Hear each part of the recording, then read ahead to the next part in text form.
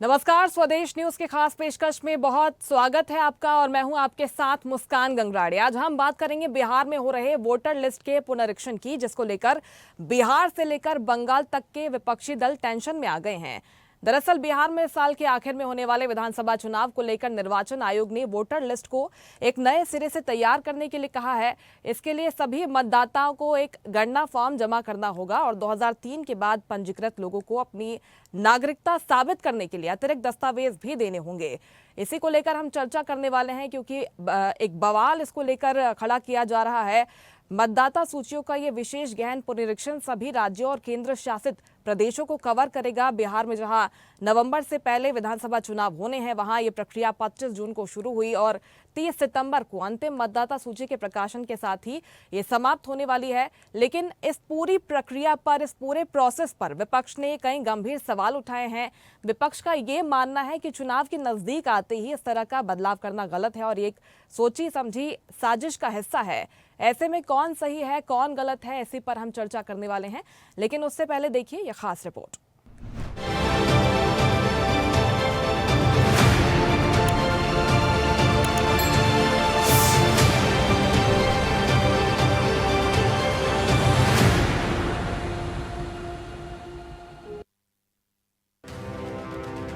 बिहार में इस साल के अंत में विधानसभा चुनाव होने वाले हैं। चुनाव को लेकर निर्वाचन आयोग अपनी तैयारियों में जुटा है। वोटर का विशेष गहन पुनरीक्षण का काम शुरू हो गया है। बीएलओ यानी बूथ लेवल ऑफिसर रविवार से घर घर जाकर मतदाताओं को गणना प्रपत्र बांटेंगे।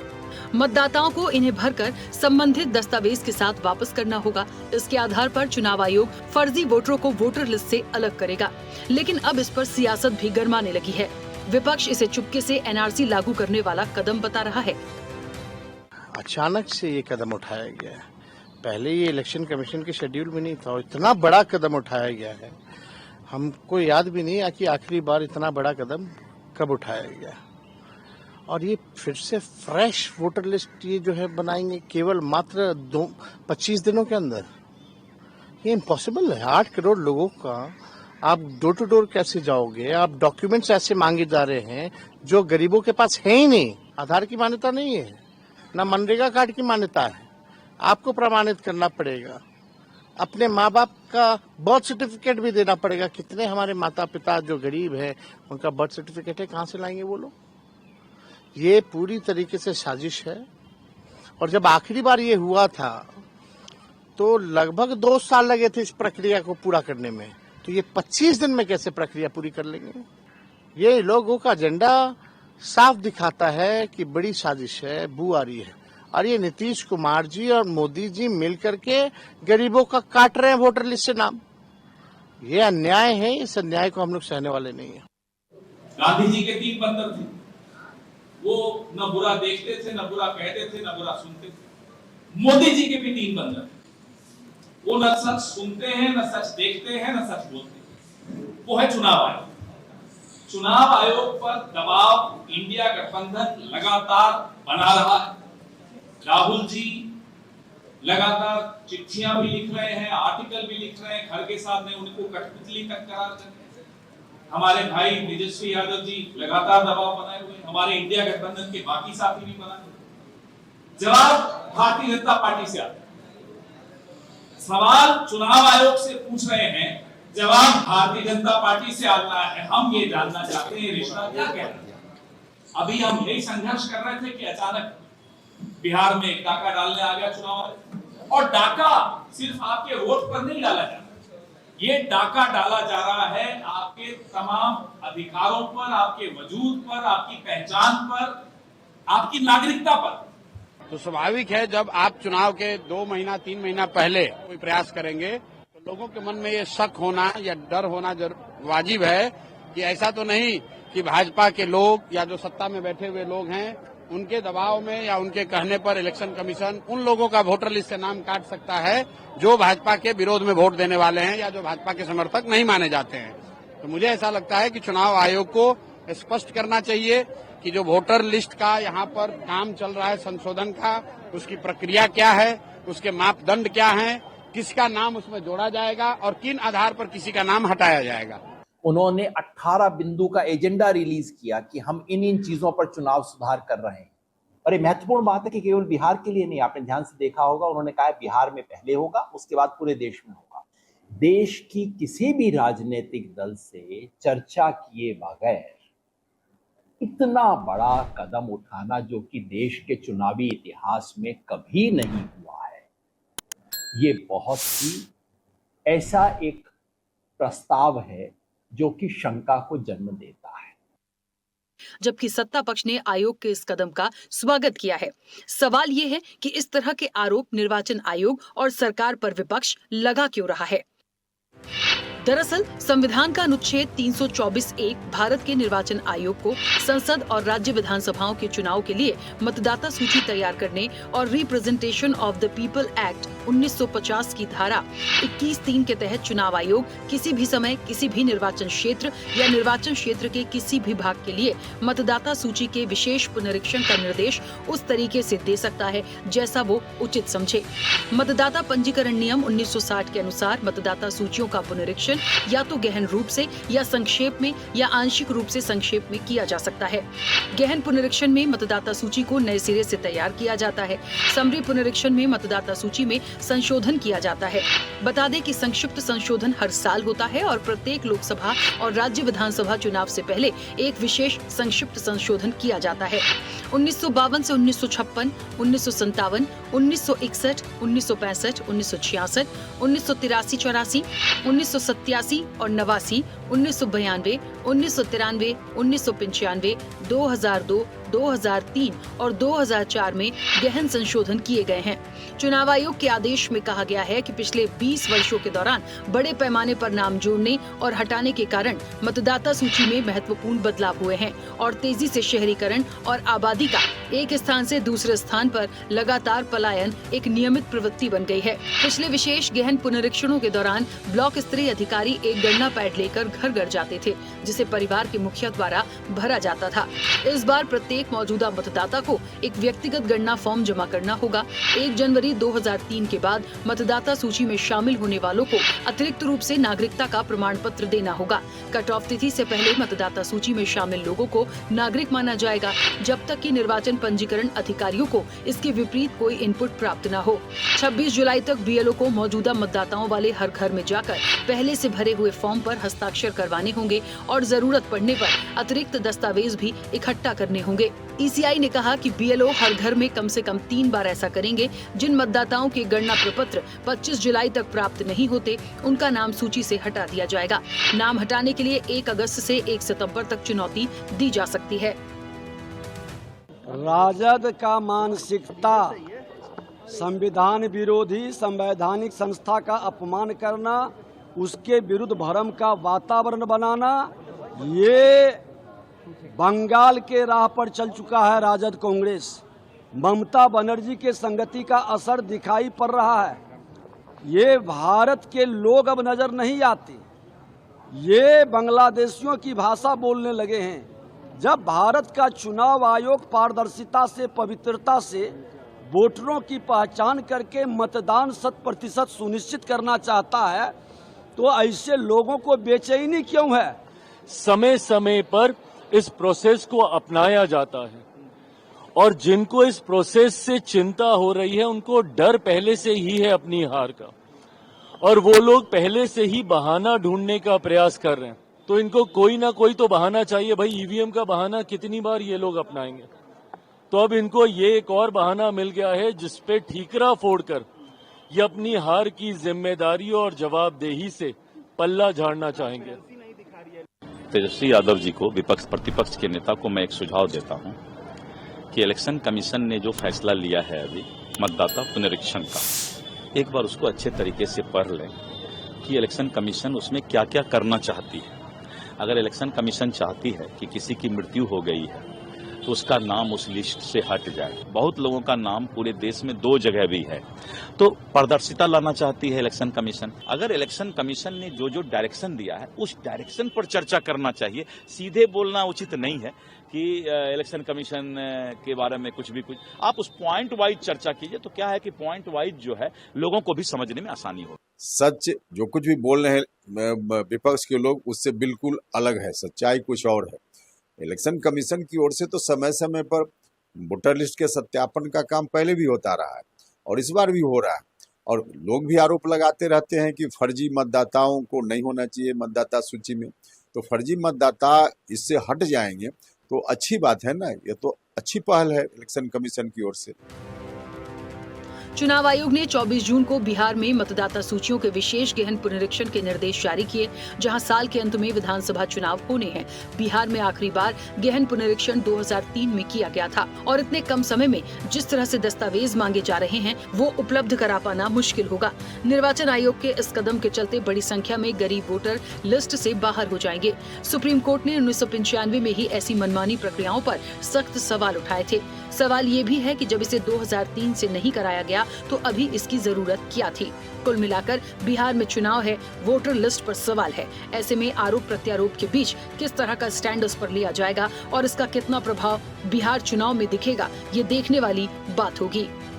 चैनल हेड आरपी श्रीवास्तव के साथ एग्जीक्यूटिव एडिटर राखी वर्मा की रिपोर्ट।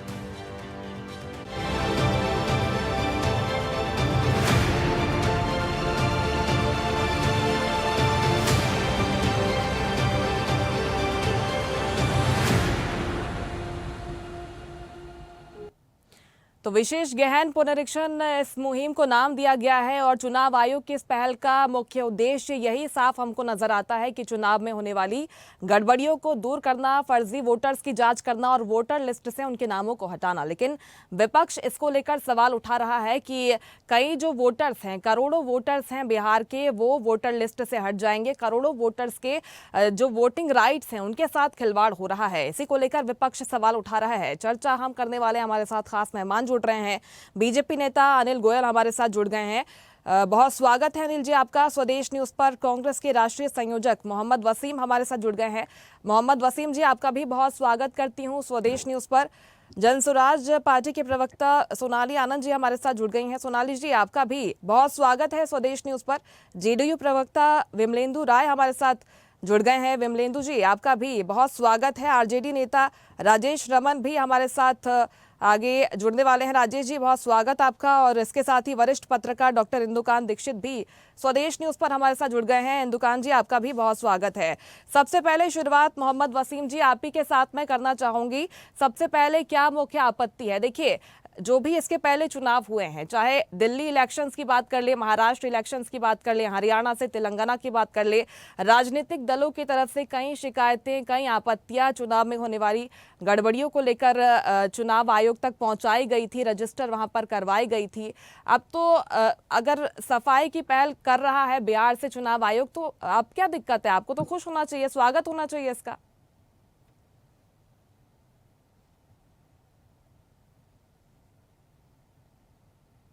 सभी को, पैनलिस्ट और आपके सभी व्यूअर्स को, देखिए, जो आपने कहा कि विपक्ष को क्या दिक्कत होनी चाहिए, विपक्ष को दिक्कत इस चीज से नहीं है कि चुनाव आयोग जो है वो कोई फिल्टर कर रहा है या जो भी ऐसे वोटर्स हैं जिनकी पड़ताल होनी चाहिए या वाकई वो यहाँ के नागरिक हैं या नहीं है।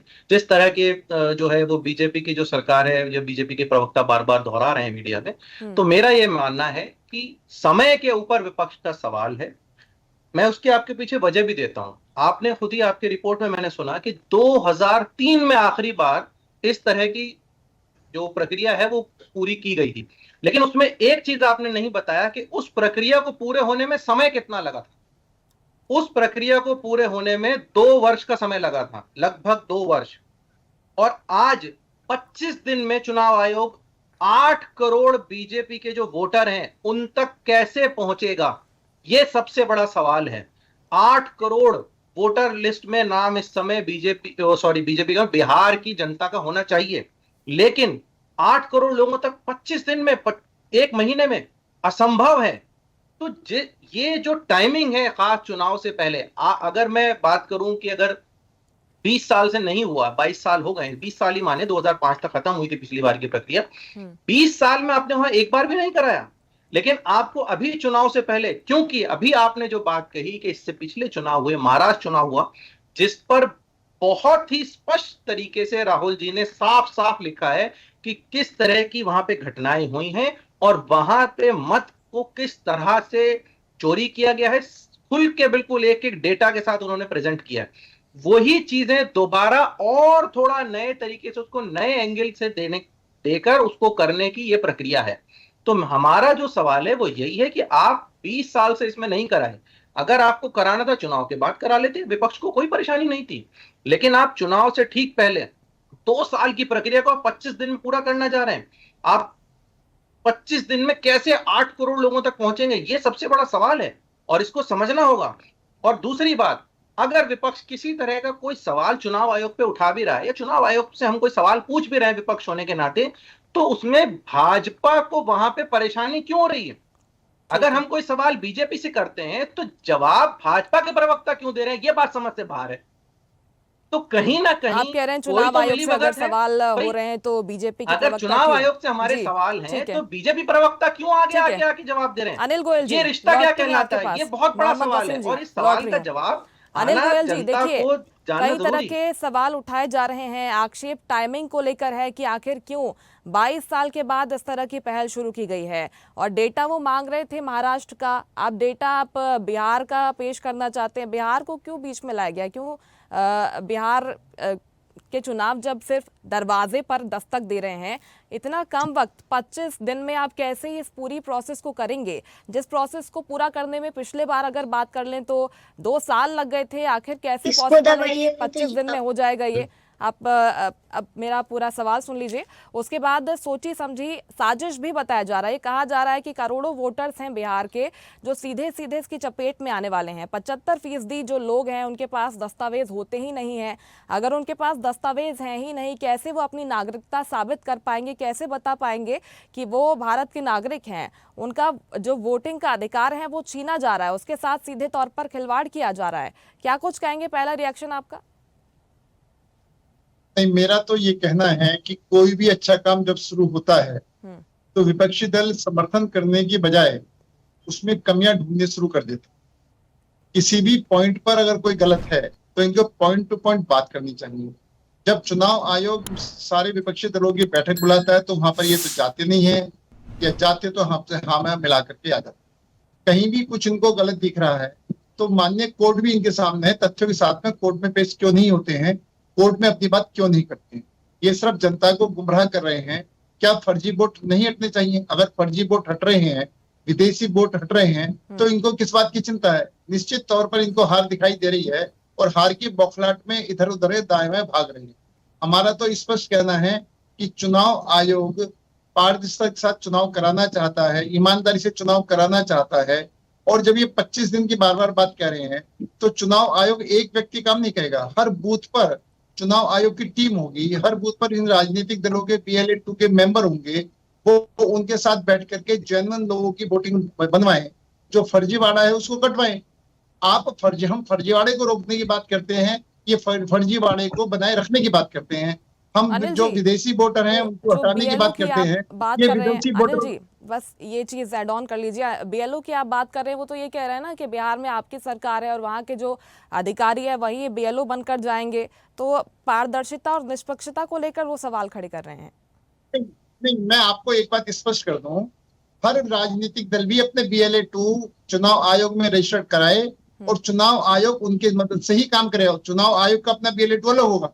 हर राजनीतिक दल अपने कार्यकर्ता होते हैं, हर राजनीतिक दल अपना BLA2 बनाता है और वो चुनाव आयोग में अपने BLA2 को रजिस्टर्ड कराए और वो उस BLA2 के वो पूरे अपने बूथ की जिम्मेदारी है कि वो एक भी फर्जी वोट उसमें ना रहे और एक भी जो व्यक्ति जेन्युइन है उसका वोट ना कटे। लेकिन आपके पास अगर कार्यकर्ता नहीं है, आप जमीन में काम करना नहीं चाहते हैं, आप जनता के साथ खड़े होना नहीं चाहते हैं, आप सिर्फ टीवी पर बैठकर, अखबारों में बैठ करके, एयर कंडीशन में बैठ करके स्टेटमेंट दे करके ही चुनाव लड़ना जीतना चाहते हैं, तो इसके पास किसी पास विकल्प नहीं है। आपके पास टीम नहीं है तो नहीं है। आप उसको अपनी कमी को ढकने की, अपनी कमी को दूर करने की बजाय आप अपनी कमी को ढक रहे हैं। आप अपनी कमियों को दूर करें। और दूसरी बात क्या है कि ये जो कहते हैं 25 दिन के पूरी टीम काम करेगी, हर बूथ पर पूरी टीम काम करेगी। एक बूथ पर 25 दिन बहुत बड़ी बात है। और एक BLA2 एक घर में कम से कम 3 बार जाएगा, कम से कम 3 बार जाएगा, जरूरत पड़ने पर 4 बार जाएगा, 5 बार जाएगा। यानी अगर 25 दिन के अंदर एक व्यक्ति एक अपने बूथ पर 3-3, 4-4 बार अपने घर, उसके घर में जाएगा अपने वोटर के, उससे सारी चीज वेरीफाई करेगा और सारी चीज वेरीफाई करके वो जेन्युइन उसका वोटर लिस्ट में नाम जुड़ जाए, तो इसमें गलत क्या है? अगर किसी की डेथ हो गई है उसका नाम कटना चाहिए, कोई विदेशी है तो उसका नाम कटना चाहिए, किसी का 2 जगह वोटर लिस्ट में नाम है तो उसका नाम कटना चाहिए। तो इसमें इनको परेशानी क्या हो रही है? आप किसी ये बताएं, हमारी इस मुद्दे पर परेशानी है, मुद्दे की बात नहीं करेंगे, ये सिर्फ दाएं बाएं की बात करेंगे, जनता को गुमराह करेंगे, जनता को बदनाम करेंगे कि भाई आपके वोट कटने वाले हैं, आपका ये होने वाला है, आपका वो होने वाला है। कुछ नहीं होने वाला। जो जेन्युइन आदमी है, जो हिंदुस्तानी आदमी है, चाहे वो किसी भी धर्म का हो, किसी भी जाति का हो, गरीब हो, रईस हो, कोई भी हो, सबका एक एक, किसी का वोट नहीं कटेगा। वो अपने डॉक्यूमेंट्स देने में उसको कोई दिक्कत नहीं आनी चाहिए। ठीक है। और 11 डॉक्यूमेंट से कोई एक डॉक्यूमेंट्स मांग रहे हैं, इसके ऊपर भी ये किंतु परंतु की बात करें तो निश्चित तौर पर इनको हार का डर है। और जिस तरीके से अब तक ईवीएम का बहाना बनाते थे, कभी कोई बहाना बनाते थे, कभी कोई बहाना बनाते थे, आज ये इस चीज का बहाना बनाना शुरू कर दिया। और अच्छे काम की शुरुआत तो कहीं ना कहीं से शुरू करनी पड़ेगी और इसका इनको तारीफ करनी चाहिए और इसका साथ देना चाहिए। चलिए ठीक है। मोहम्मद वसीम जी, छोटा सा आप क्या कुछ कहना चाह रहे हैं? देखिए 11 डॉक्यूमेंट से एक डॉक्यूमेंट तो नहीं है, आपके तरफ से जो आंकड़ा पेश किया जा रहा है कि 4 करोड़ से ज्यादा जो लोग हैं उनके पास दस्तावेज नहीं है, लेकिन 11 डॉक्यूमेंट से कोई भी दस्तावेज आप पेश कर दीजिए, आप नागरिकता साबित कर पाएंगे, वोट दे पाएंगे? मैं बिंदुवार इनके सवालों का जवाब देता हूं। सबसे पहले उन्होंने कहा कि विपक्ष को आदत है, कोई भी अच्छा काम होता है उसमें टांग अड़ाने की और उसको खिलाफत करने की। तो मैं आपको बता दूं कि ऑपरेशन सिंदूर के समय में पूरा विपक्ष आपके साथ खड़ा था।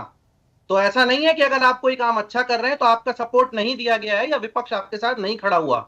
दूसरी बात, अब आपने जो सवाल किया कि 11 डॉक्यूमेंट है, वो 11 डॉक्यूमेंट बिल्कुल ठीक है। उसमें 11 डॉक्यूमेंट में भी जब आप उसमें अगर आप कंडीशन देखें तो मैं एक उदाहरण देता हूं आपको। एक अम्मा है 55 साल की, उनके शौहर नहीं है, उनका लड़का पंजाब में काम करता है, वो 20 साल से 10 साल से बाहर है, वो उनके पास आधार कार्ड है, आधार कार्ड आपके पास वैलिड नहीं है, आपने उसमें साफ लिखा आधार कार्ड की कोई वैल्यू नहीं। अब आप बताएं कि 40 साल से नीचे वाले और 40 साल से ऊपर वाले, यानी कि उसमें जो 1987 वाला जो क्लॉज है वो भी आप बताएं। 87 के बाद जो पैदा हुए हैं उनको ना केवल अपना बल्कि अपने माँ बाप का भी प्रूफ देना होगा, और उसमें उनके जो प्रूफ की लिस्ट है उसमें मैट्रिक 10th की मार्कशीट। अब आप बताइए बिहार के अंदर 87 से पहले कितने माँ बाप ऐसे होंगे जिनके पास 10th की मार्कशीट होगी?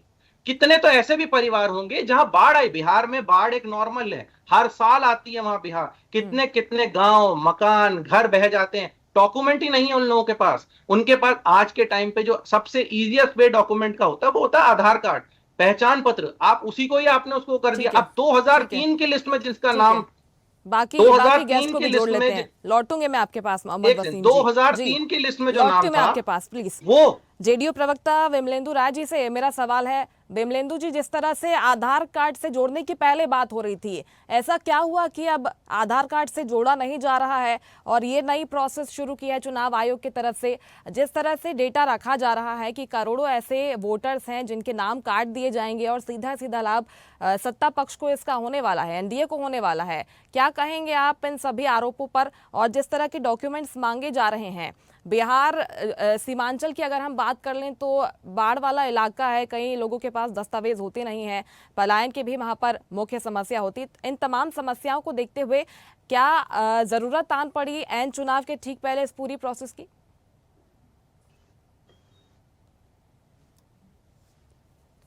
सर, आपकी आवाज नहीं आ पा रही है, आपने शायद म्यूट कर रखा है, प्लीज अनम्यूट कर लीजिए।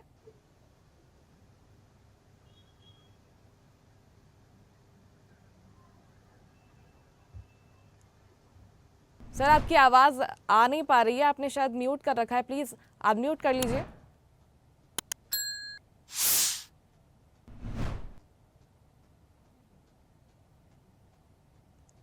चलिए मैं लौटती हूँ आपके पास, आपकी आवाज पहुंच नहीं पा रही है। आरजेडी नेता राजेश रमन जी, आपका मैं रुख करना चाहती हूँ। राजेश जी, अब क्या मुख्य आपत्ति इनकी हम बात कर रहे हैं? जिस तरह से डेटा पेश किया जा रहा है कि करोड़ों जो वोटर्स हैं उनके नाम काट दिए जाएंगे, इसका जो फायदा है सत्ता पक्ष को होने वाला है, क्या कहना आपका?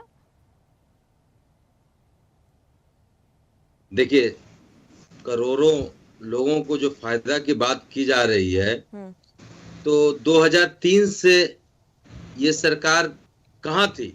2003 से पहले 2003 में हुआ था और उस वक्त भी कराने में लगभग ये 2.5 साल लग गया कराने में। और आप किस तरह मानते हैं कि ये 1.5 महीना में या 1 महीना में हो जाएगा? सब ये सोची समझी वास्तव में चाल है सत्ता पक्ष की, ये डबल इंजन की चाल है, इनकी घबराहट है कि ये चुनाव में जिस तरह से मात खाने वाले हैं तेजस्वी यादव जी हमारे नेता से, उस घबराहट को ये दर्शाता है कि इस घबराहट में ये नए नए तरीके अपना रहे हैं कि किसी तरह से हमारे मतदाताओं को रोका जाए। हमारे मतदाता गांव ग्राम से, जमीन से जुड़े हुए हैं, मजदूर वर्ग के ज्यादा हैं, किसान वर्ग के ज्यादा हैं, गांव में ज्यादा लोग रहते हैं, उनका अभी फसल का टाइम है, सब लोग व्यस्त हैं।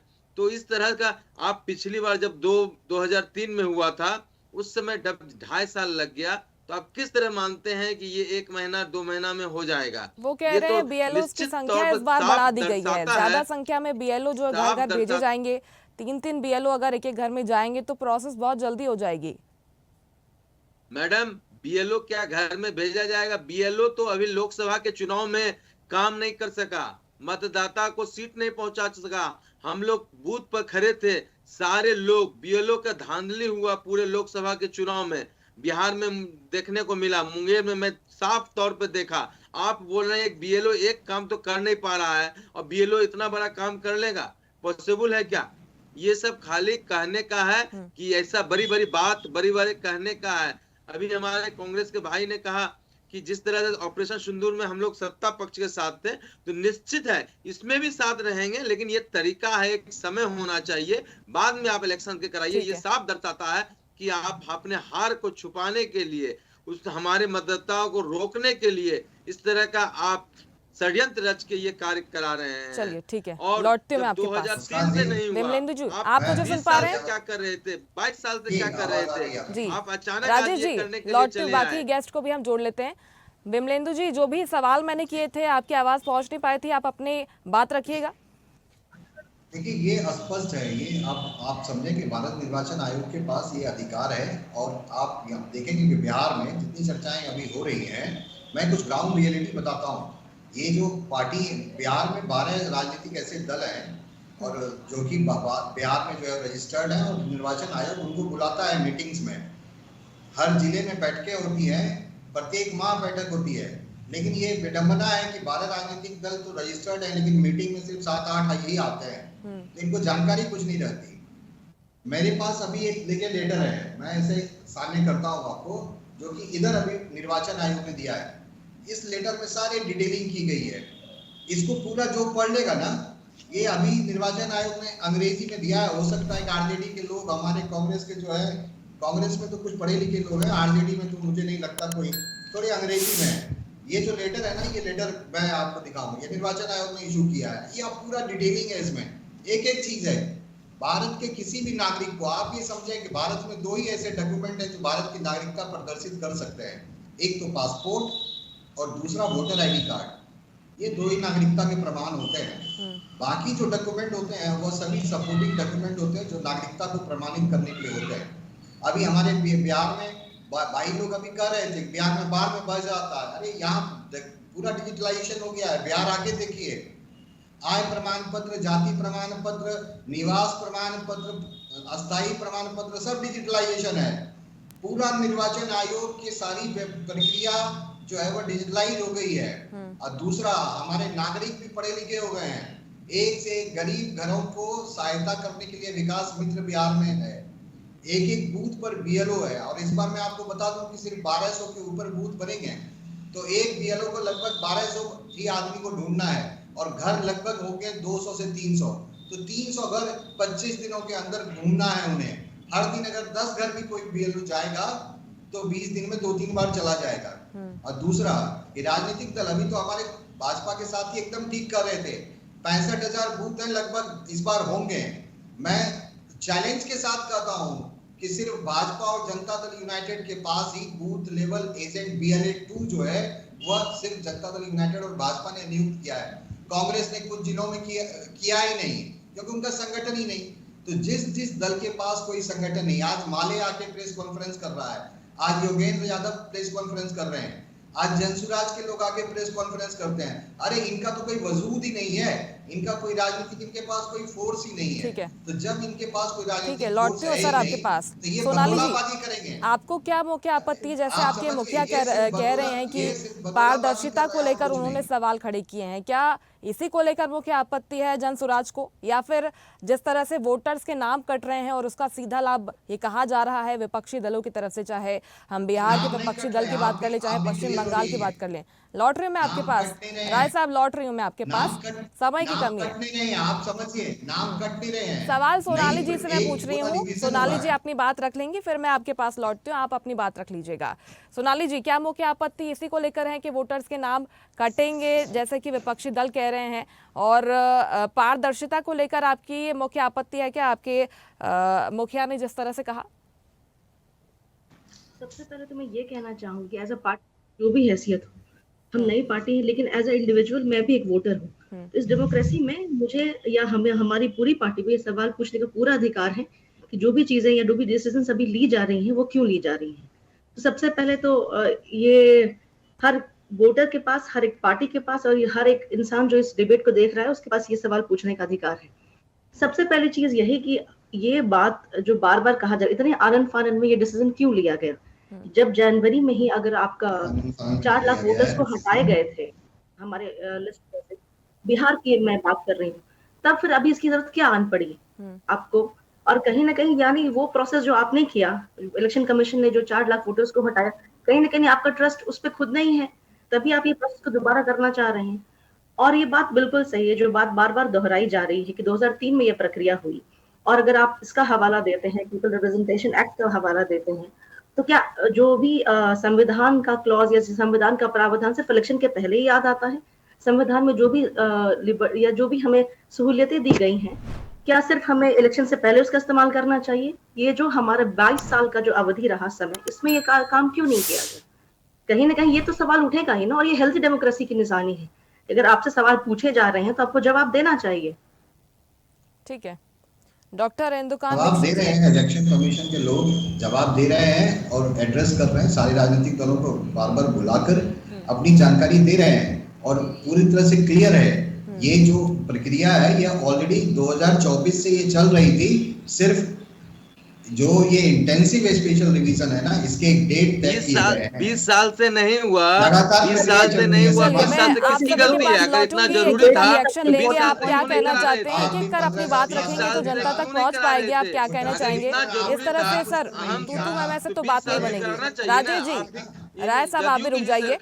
डॉक्टर इंदुकान दीक्षित जी, आपने सभी राजनीतिक दलों की प्रतिक्रियाएं सुनी है, और ये मुख्य आपत्ति हमको विपक्षी दलों की तरफ से नजर आती है। एक तो टाइमिंग को लेकर वे सवाल खड़े कर रहे हैं कि आखिर कैसे 22 साल के बाद आपने ये प्रोसेस शुरू की है। ठीक बिहार इलेक्शन के पहले, जब इलेक्शन दरवाजे पर दस्तक दे रहा है, उसके ठीक पहले 25 दिन में आप कैसे इस प्रोसेस को पूरा कर लेंगे? हालांकि उनकी तरफ से कहा जा रहा है कि हर राजनीतिक दल का BLO होगा, सुप्रीम कोर्ट के दरवाजे भी आपके लिए खुले हैं। लेकिन सवाल यही है कि अगर एक पहल की जा रही है और जिसका उद्देश्य यही कहा जा रहा है कि हमको जांच करना है, गड़बड़ियों को रोकना है, फर्जी वोटर्स को वोटर लिस्ट से बाहर करना है, इसको लेकर इतना बवाल क्यों हो रहा है? नहीं ये नहीं है, राजेश जी, के महागठबंधन के वोटर को बाहर करना है। मैं आती हूँ आपके पास। डॉक्टर इंदुकांत, आपसे सवाल है। नहीं पहले तो बिमलेंदु जी ने कहा कि राजद वाले को इंग्लिश नहीं आती है, इंग्लिश जिसको नहीं आती है बात था कि नहीं है पता, इसका मतलब उसको बाहर कर दीजिएगा।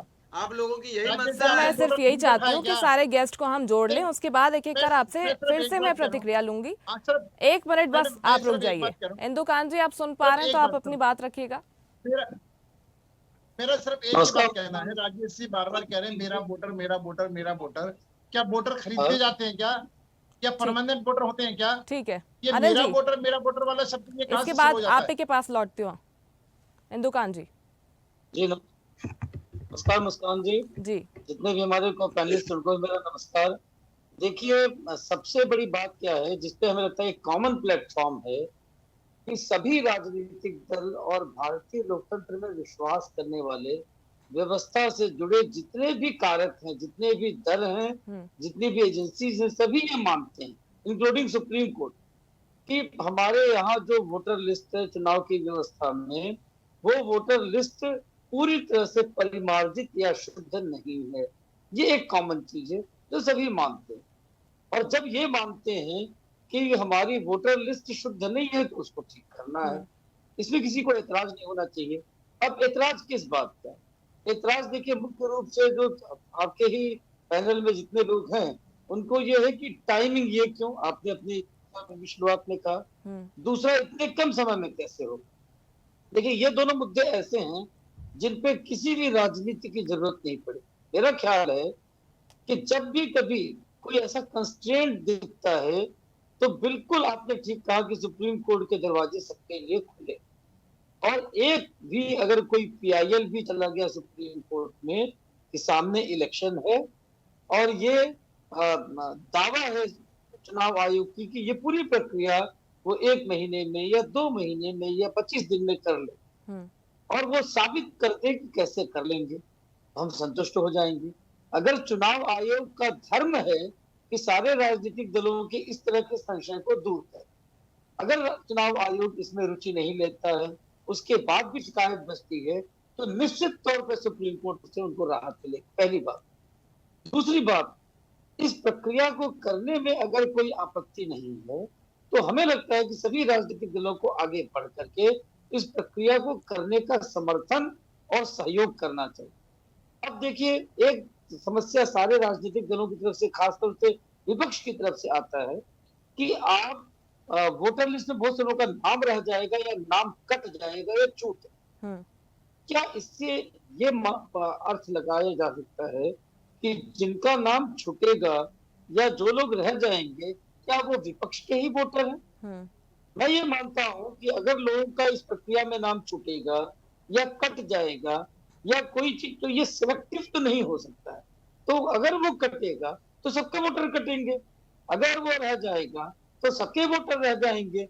इसलिए मैं ये मानता हूं कि इस तरह का विरोध न करके जो मुद्दे हैं, जो तर्कसंगत बातें हैं, जैसे ये बात बिल्कुल तर्कसंगत है कि इतने कम समय में चीजें जिस तरह की जा रही है की जा सकती कि नहीं की जा सकती, इस पे अगर सवाल उठाया जाए और जो राजनीतिक दल, उनके कार्यकर्ता, नेता डिफरेंट, जैसे आपने चुनाव देखा होगा महाराष्ट्र में कई जगह लोगों ने भ्रष्टाचार के खुलासे पहुंच कर वीडियो रिकॉर्डिंग करके की, उस पर एक्शन हुआ। अगर वो कुछ भी सिलेक्टिव सैंपल सर्वे कर लेंगे एक गांव का, एक ब्लॉक का, कि यहाँ प्रक्रिया ठीक से नहीं पूरी हुई, और अगर ऐसा वीडियो फुटेज सामने आ जाए तो क्या सुप्रीम कोर्ट, चुनाव आयोग या जनता मीडिया के माध्यम से देख कर क्या इसमें प्रतिकार नहीं करेगी? निश्चित तौर पे करेगी। मैं ये मानता हूँ, देखिए मुस्कान जी, कि ये विरोध ज्यादातर वो लोग कर रहे हैं जिनको या तो भ्रम है कि ये चीजें गड़बड़ी होगी, ठीक से नहीं होगी, इसमें बेईमानी होगी, या जिनको ये पता है कि उनके उन वोटरों का कट जाएगा नाम जो कभी न कभी बेईमानी से इस लिस्ट में जुड़ गए, या जो बांग्लादेशी थे, या जो रोहिंग्या थे, या जो इस देश के नागरिक नहीं है। और एक अंतिम बात मैं कहना चाहता हूँ, आरिश शर्मा जी, राम सेवक शर्मा जी अध्यक्ष थे अथॉरिटी के आधार बनाने के। उनसे एक प्रेस कॉन्फ्रेंस में मैंने सवाल पूछा था जब ये प्रक्रिया बिल्कुल शैशव काल में थी, शुरुआत हुई, कि आप जब बना रहे हैं आधार तो उसमें क्या आप ये छांटते हैं कि ये देश का नागरिक है कि बांग्लादेशी है कि रोहिंग्या है, क्या है? उन्होंने एक बड़ी अच्छी बात कही थी, शायद बहुत से लोगों को पता नहीं होगी, मैं बताना चाहता हूँ। उन्होंने कहा कि नहीं, आधार बनाने का आधार ये रखा गया है कि इस देश की जियोग्राफिकल सीमा में इस समय जो कोई भी रह रहा है हम सबका कार्ड बना देंगे। मैंने पूछा ऐसा क्यों? फिर आप कैसे कहते हैं कि एक ये प्रामाणिक प्रमाण पत्र होगा किसी भी व्यक्ति का जो रहता है? उन्होंने कहा कि ये नागरिकता का प्रमाण पत्र नहीं होगा, ये बताया गया है, लिखा गया है आधार के पूरे बायलॉज में। हमारा उद्देश्य है कि इस देश के जियोग्राफिकल सीमा में जो रहता है उसके डेटा हमारे पास है। अब उन्होंने जो बात नहीं कही दिलाइंस वो ये था कि अगर यहाँ कोई आतंकवादी, उग्रवादी, अलगाववादी तत्व रह रहे हैं, बांग्लादेशी रह रहे हैं, रोहिंग्या रह रहे हैं, उनके भी बायोमेट्रिक सरकार के पास एकत्रित हो गए। अब ये प्रक्रिया शायद इस ढंग की है कि जब हम वोटर लिस्ट बनाएंगे तो ये रियल नागरिकों का होगा, तो एक हमारे पास 2 डेटा हो जाएगा, एक देश के रियल नागरिकों का और एक जिनका आधार है जो देश की जियोग्राफिकल सीमा में रह रहे हैं लेकिन वो हमारे देश के नागरिक नहीं है। अब इस प्रक्रिया को करने में लोगों को सहयोग करना चाहिए। समय और बाकी जो तर्कसंगत बातें हैं वो सवाल उठाने चाहिए, और अगर लगता है कि कंक्लूसिव तरीके से ट्रांसपेरेंटली नहीं हो रही है, बिल्कुल सुप्रीम कोर्ट जाना चाहिए और राहत मिलेगी। जनता के मन में कंफ्यूजन नहीं पैदा करना। ठीक है, ठीक है अनिल जी, जनता के मन में कहीं ना कहीं संशय ना हो, क्योंकि जिस तरह से सवाल उठ रहे हैं उनको कहीं ये डरना मन में बैठ जाए कि हमारा नाम तो कहीं वोटर लिस्ट से कट ना जाएगा, हम हमारे वोटिंग राइट्स के साथ तो कहीं खिलवाड़ हो नहीं रहा है। इसको लेकर अब इलेक्शन कमीशन को भी संज्ञान लेना चाहिए। जो सारे कन्फ्यूजन सब जनता के बीच में उठ रहे हैं, सुप्रीम कोर्ट के रास्ते खुले हैं ये कहा जा रहा है, लेकिन इलेक्शन कमीशन की भी जिम्मेदारी बन जाती है ये कि वो सारे संशय को दूर किया जाए, ये पॉइंट्स रख के कि किस तरह से ये पूरा प्रोसेस चलने वाला है, इसकी पारदर्शिता क्लियर हो जानी चाहिए जनता के बीच में, ताकि सवाल वहीं के वहीं दब जाए। मेरा तो बड़ा स्पष्ट कहना है कि एक तो इन विपक्षी दलों की आदत पड़ गई सभी संवैधानिक संस्थाओं पर प्रश्न लगाना। आपको कोई दिक्कत है तो आप निश्चित तौर पर वहां पर जाएं, अपनी बात करें, अपनी बात रखें, आपकी बात सुनी जाएगी, पहली बात। दूसरी बात, राजेश शर्मा जी कह हमारे वोटरों के नाम कट जाएंगे। हमारे वोटर किसी का गुलाम नहीं है। जिसने आज वोट बीजेपी को दिया है, कल बीजेपी को दिया, गारंटी नहीं है। वो हम हर वोटर अपने विवेक का इस्तेमाल करके वोट देता है जिसको उसको देना है। बिल्कुल इंदु कांत जी सही कह रहे थे कि अगर वोट कटेंगे या वोट जुड़ेंगे, जो भी वोट कटेंगे या जुड़ेंगे वो सभी के कटेंगे, सभी के जुड़ेंगे। ठीक है, किसी व्यक्ति विशेष पार्टी के ना कटेंगे ना किसी। राजेश जी, आपको कैसे पता कि वोट आप ही के कटेंगे? जो आदमी है वो जेन्युइन आदमी है। भाई साहब ने भी बोला, सुन ले, जो है वो जेन्युइन आदमी है। जो जेन्युइन आदमी रहेगा उसका नाम रहेगा, किसी का नाम नहीं कटेगा। हम आपके मंच से स्पष्ट कह रहे हैं। लेकिन जो फर्जीवाड़ा है वो खत्म होगा, और जिन्होंने फर्जीवाड़ा कर रखा है उन्हें ही डर लग रहा है। जो अनऑथराइज मकान बना लेते हैं उन्हीं को उनका टूटने का डर है। जो चोरी करते हैं उनको पकड़े जाने का डर है। जिन्होंने गड़बड़ी कर रखी है उन्हीं को ज्यादा बेचैनी है कि हमारी गड़बड़ी पकड़ी जाएगी और हमारी गड़बड़ी जरा कमी है, हमारी राजनीति खत्म हो जाएगी। मैं सिर्फ एक सेकंड लास्ट कहूंगा, ये आगे बढ़ता हुआ भारत है। 25 दिन के अंदर कितने काम कर लेगा। ये चंद्रयान करने वाला भारत है, गगनयान पे जाने वाला भारत है। ये विदेशियों को, ये पाकिस्तानी मुंह तोड़ जवाब देने वाला भारत है। ये कांग्रेस के टाइम का भारत नहीं है। ठीक है, बहुत तेजी से आगे बढ़ने वाला भारत है। ठीक है। राजेश जी, आप प्लीज जल्दी से आप अपनी बात रखिएगा। राकेश शर्मा जी का नाम अनिल जी, कांग्रेस आप जो बोल रहे हैं आज भारत आगे बढ़ने का है। की कोशिश कर रहे हैं। एक प्लीज आप सभी अपनी बात रखिए। वसीम जी, मैं लौट रही हूँ आपके पास। अनिल जी प्लीज सुन जाइए, आपकी बात पहुँच भी नहीं पा रही है, आप क्या कह रहे हैं? निर्यात करते हैं, बात कर रहे हैं, आप कुछ बनाते नहीं थे। कांग्रेस ने कुछ करा नहीं है, वही अपने पिछले जी रहे हैं। डेवलपमेंट करी नहीं है, हुआ नहीं है। आज सड़कें जितनी तेज चल रही है, आपके टाइम में सड़कें हुए थे ना, तब स्पेस में पहुंच गया था भारत। इंदिरा गांधी जी के समय में, याद है आपको या भूल गए आप? आज हम जो है बुलेट ट्रेन चलाने की बात कर रहे हैं। आप पैसेंजर ट्रेन नहीं चलाते थे। बुलेट ट्रेन की घोषणा तो 2014 में करी है, 11 साल हो चुके हैं। कोविड में आपने सारे ट्रेन को बंद कर दिया है। कोविड में सारे ट्रेन को आपने बंद कर दिया और बुलेट ट्रेन की बात करते हैं। भारत है, इस भारत को आगे बढ़ने से आप जैसे लोग रोक रहे हैं। आप जैसे लोग भारत की तरक्की देखना ही नहीं चाहते। अनिल जी, मैं प्लीज आपको माफी के साथ रखना चाहूंगी। आपकी बात मेरे ख्याल से पहुंच गई होगी। अब एक एक कर सारे जो गेस्ट हैं उनके भी रिएक्शन ले लेते हैं। राजेश जी, आप प्लीज आप एक लाइन में अपनी बात रखिए, उसके बाद वसीम जी आपका रिएक्शन। राजेश जी, देखिए, सबसे पहले बात अनिल जी जो बोल रहे हैं भारत को आगे बढ़ाने, भारत को ये 50 साल पीछे कर दिए। हमारे प्रधानमंत्री सिर्फ सेल्फी लेने में व्यस्त हैं विदेश में जाकर। ये क्या देश को आगे बढ़ाएंगे? सरेंडर कर गए आप, पाकिस्तान में सरेंडर कर गए। हम लोगों के मुंह पे काली बोल दिया आपने। सोनाली जी, आप अपनी बात रखिएगा। प्रधानमंत्री अगर बुद्धू नुमा के भाग जाता है तो देश का जनता क्या करेगा? प्रधानमंत्री ऐसा कर दिया, हम लोग को मुंह दिखाने। मैं रिक्वेस्ट कर रही हूँ आप सभी से, राजेश जी, अनिल जी, आप दोनों की आवाज आप क्या कह रहे हैं हमारे दर्शक नहीं सुन पा रहे हैं। आधार को पैन से लिंक कराना है, क्या आधार से पैन को पूरा लिंक हो गया? आधार कार्ड पूरा बन गया? जब इतने दिन में नहीं बन सका तो ये 25 दिन प्रक्रिया किस तरह होगी? आपको अगर प्रक्रिया पूरा करना है, आपको पूरी तरह से बताना होगा। प्रक्रिया पूरा कीजिएगा। ठीक है राजेश जी, मेरे ख्याल से आप यही कहना चाह रहे हैं कि किस तरह से पूरा प्रोसेस होगा, ये पूरे प्रोसेस के जो हाईलाइट पॉइंट्स हैं स्टेप बाय स्टेप किस तरह से, आप यही पूछना चाह रहे हैं। राजेश जी प्लीज आप रुक जाइए, सोनाली जी आप अपनी बात रखिएगा। राजेश जी आपके क्या कुछ सवाल है मैंने रख दिए हैं, आपके सवालों के अगर आपको जवाब चाहिए आप प्लीज रुक जाइए। आपका बीएलओ हमारी मतदाता को नहीं बनने देगा। चुनाव आयोग आपको बुलाता आप जाते नहीं। मैं कहना चाह रहा हूँ कि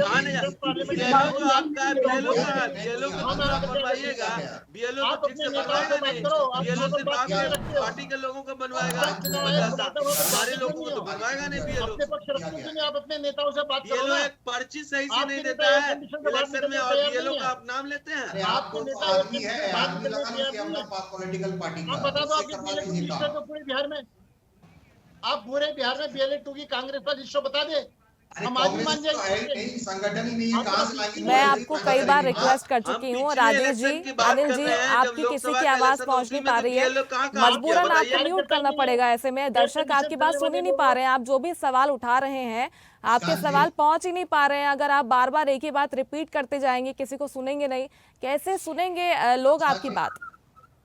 मुस्कान जी मैं लौट रही हूँ आपके पास। सोनाली जी से मेरा सवाल था, सोनाली जी का रिएक्शन ले लेते हैं, उसके बाद आते राय जी आपके पास।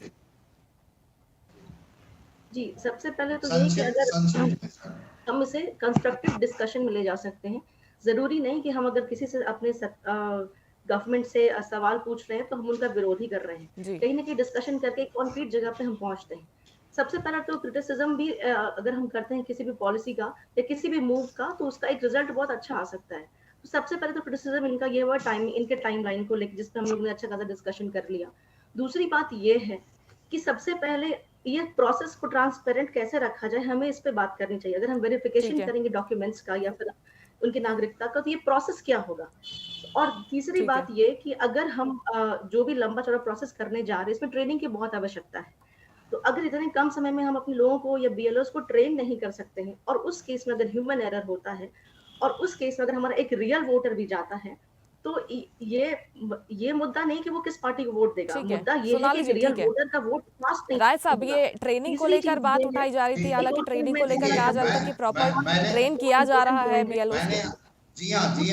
अभी आप देखेंगे, मैं तो बैठक में गया था इधर, मैडम BLA पर्ची सही से नहीं देता है, वो पार्टी गई है कि वहाँ आप समझ ये सरकार को बोलना चाहिए कि तो मैंने नहीं कराया तो गलती किया, अभी मैं सही दिशा में कदम में ले रहा हूँ। समय की कमी है सर। मोहम्मद वसीम जी 10 सेकंड में आप अपनी बात पूरी कीजिए। सारे पॉलिटिकल पार्टीज को सारे का सारा प्रोसेस इलेक्शन कमीशन ने बता दिया है, और हमारा ये दायित्व है कि हम उसे मॉनिटर करें। देखिए सारी चर्चाएं हो रही हैं, हमारा जो सेक्शन 26 है, आपने ट्रेनिंग की बात की है, BLOs की संख्या बढ़ाई जाएगी, ये बात भी आपने की है। सर प्लीज मैं आपको रोक रही हूँ। वसीम जी, पब्लिक फोरम पे ये बात की या वसीम जी आप जल्दी से अपनी बात पूरी कीजिएगा। आपके साथ म्यूट कर रखा है वसीम जी। जी, जैसा कि भाजपा के प्रवक्ता कह रहे थे कि ये भारत को रोकने वाली बात है, भारत अब जो है स्पेस में जा रहा है। मेरे ख्याल से उन्हें ऐसा लगता है कि जो भारत है वो 2014 के बाद ही बना है, और उन्होंने स्पेस की बात की। तो मैं तस्वीर दिखा देता हूं इनको, शायद इनको याद आ जाए, इन्होंने पढ़ाई करी होगी अगर, तो इनको ये तस्वीर बहुत अच्छे से याद होगी कि ये हमारे राकेश शर्मा जी की तस्वीर है, और स्पेस में भारत इंदिरा गांधी जी के समय ही पहुंच गया था। तो ये जो कह रहे थे कि कांग्रेस ने कुछ नहीं किया, ये उसका जवाब था। दूसरी बात मैं बहुत जल्दी में बताऊंगा कि जो महाराष्ट्र चुनाव के जो बार बार जिक्र बीच में हो रहा है, और क्यों इस बिहार की इस प्रक्रिया को जोड़ा जा रहा है। महाराष्ट्र लोकसभा चुनाव से लेके और विधानसभा चुनाव के बीच में अगर आपको मालूम हो तो कितने लाख वोटर जोड़े गए। मतलब लोकसभा चुनाव भी वहां हारे, लेकिन लोकसभा से विधानसभा के बीच में 5 साल में जितना वोट इन्होंने नहीं जोड़ा, उतना लोकसभा से विधानसभा के बीच में 6 महीने में जोड़ दिया।